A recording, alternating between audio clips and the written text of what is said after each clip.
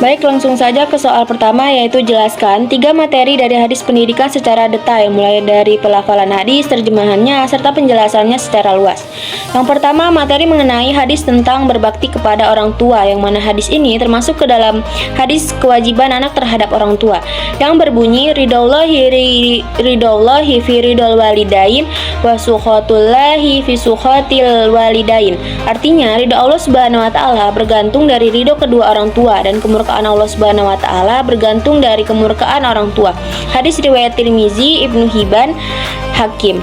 Hadis di atas menjelaskan dengan jelas dan tegas bahwasannya keridhaan Allah Subhanahu wa taala terletak pada keridhaan orang tua. Dan oleh karena itu, seorang anak wajib untuk selalu berusaha mendapatkan keridhaan dari orang tuanya, dan haram melakukan suatu perbuatan yang dapat memancing amarah keduanya. Mencari keridhaan orang tua dengan cara menaati perintahnya selagi perintah tersebut tidak melanggar syariat Islam adalah salah satu cara atau bentuk berbuat baik atau berbakti kepada orang tua. Kedua, materi mengenai hadis tentang etika siswa terhadap guru, yang berbunyi mamin muallimin fit dunya illa wallahu haqqun kabirun ala tilmizi. Artinya, tidaklah seorang guru di dunia ini melainkan ia memiliki hak yang besar dari muridnya. Hadis ini menekankan bahwa guru memiliki hak yang harus dihormati oleh para muridnya. Guru telah memberikan ilmu dengan ikhlas, dan sebagai balasannya, siswa wajib bersikap hormat, penuh syukur, dan rendah hati kepada mereka. Islam mengajarkan bahwa salah satu bentuk penghargaan kepada ilmu adalah dengan menghormati sosok guru yang menyampaikannya. Melalui hadis ini, para murid diingatkan untuk selalu menghormati dan mengakui hak-hak guru dalam setiap proses pembelajaran sebagai wujud penghargaan kepada mereka yang telah berjasa. Ketiga, materi mengenai hadis tentang muhasabah atau introspeksi diri, yang mana hadis ini termasuk ke dalam hadis pendidikan diri sendiri. Salah satu hadis yang mengarahkan seorang muslim untuk selalu bermuhasabah atau berintrospeksi diri adalah hadis ini, yang berbunyi al-kayyisu mandana nafsahu wa amili lima ba'dal maut. Artinya, orang yang cerdas adalah orang yang selalu mengintrospeksi dirinya dan beramal untuk kehidupan setelah mati. Hadis ini menunjukkan bahwa introspeksi diri atau muhasabah adalah bagian dari pendidikan diri yang membantu seseorang mengevaluasi amal dan memperbaiki kesalahan untuk mencapai kehidupan akhirat yang lebih baik. Hadis ini menekankan pentingnya introspeksi atau evaluasi diri. Pendidikan diri dalam Islam mencakup usaha seorang muslim untuk senantiasa mengkoreksi perbuatan amal serta niatnya. Muhasabah merupakan bentuk pendidikan spiritual yang mengarahkan seseorang untuk terus memperbaiki kekurangan dan meningkatkan amalan demi kehidupan akhirat yang lebih baik.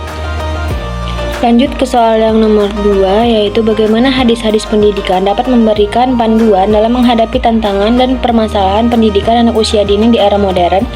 Hadis-hadis pendidikan dapat memberikan panduan yang signifikan dalam menghadapi tantangan dan permasalahan pendidikan anak usia dini di era modern melalui beberapa aspek. Yang pertama, pentingnya mengenal nilai agama sejak dini. Hadis-hadis pendidikan menekankan pentingnya mengenalkan nilai-nilai agama kepada anak sejak usia dini. Penelitian menunjukkan bahwa pengenalan hadis pada anak usia dini dapat meningkatkan kecerdasan spiritual dan moral anak, sehingga mereka dapat menjadi individu yang memiliki moral yang tinggi dan berkarakter. Yang kedua, metode pembelajaran yang efektif. Hadis-hadis seringkali dikomunikasikan melalui cerita-cerita yang menarik dan mudah dipahami, seperti kisah-kisah Nabi Muhammad SAW. Metode ini membuat anak lebih mudah memahami dan mengingat isi hadis, sehingga dapat diinternalisasikan dalam perilaku sehari-hari. Ketiga, integrasi nilai keislaman dalam kurikulum. Implementasi living hadis dalam pendidikan anak usia dini melibatkan kurikulum yang terstruktur dan relevan dengan kehidupan anak-anak. Kurikulum ini mencakup hadis-hadis yang sederhana dan mudah dipahami, serta melibatkan aktivitas yang mempraktikkan hadis seperti kisah-kisah Nabi, permainan edukatif, dan proyek kreatif. Yang keempat, peran orang tua dalam mendukung integrasi nilai-nilai sekolah. Orang tua memiliki peran penting dalam mendukung integrasi nilai-nilai sekolah ke dalam kehidupan sehari-hari anak. Kerjasama orang tua dapat meningkatkan efektivitas pembelajaran dengan memberikan motivasi tambahan dan evaluasi berkala, pemahaman dan penerapan hadis oleh anak-anak. Dan yang terakhir itu pengembangan karakter moral dan spiritual. Hadis-hadis pendidikan tidak hanya memperkaya pemahaman agama anak-anak, tetapi juga menciptakan fondasi yang kokoh untuk perkembangan moral dan spiritual mereka.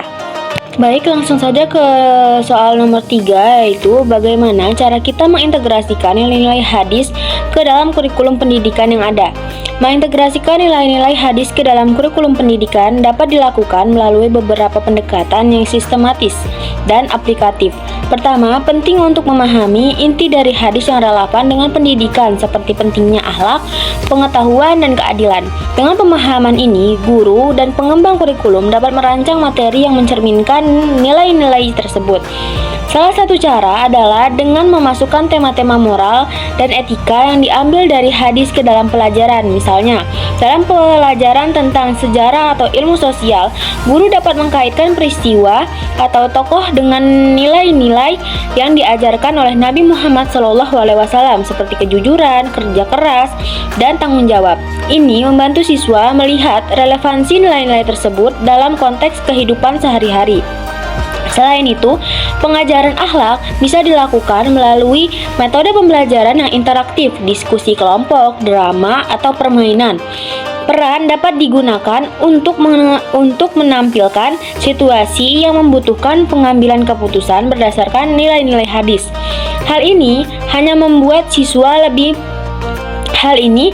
hanya membuat siswa lebih memahami nilai-nilai tersebut, tetapi juga mendorong mereka untuk menerapkannya dalam kehidupan nyata.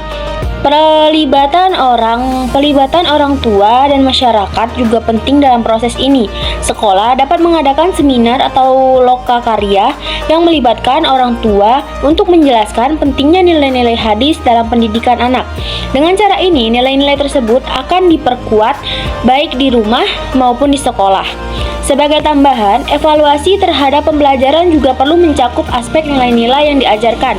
Penilaian tidak hanya berdasarkan aspek akademis, tetapi juga perilaku dan sikap siswa dalam menerapkan nilai-nilai akhlak yang telah dipelajari. Dengan pendekatan ini, pendidikan tidak hanya fokus pada aspek kognitif, tetapi juga pada pembentukan karakter yang baik sesuai dengan ajaran hadis.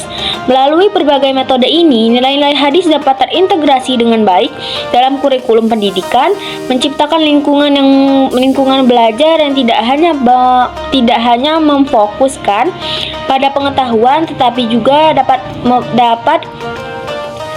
juga untuk pembentukan karakter dan akhlak siswa.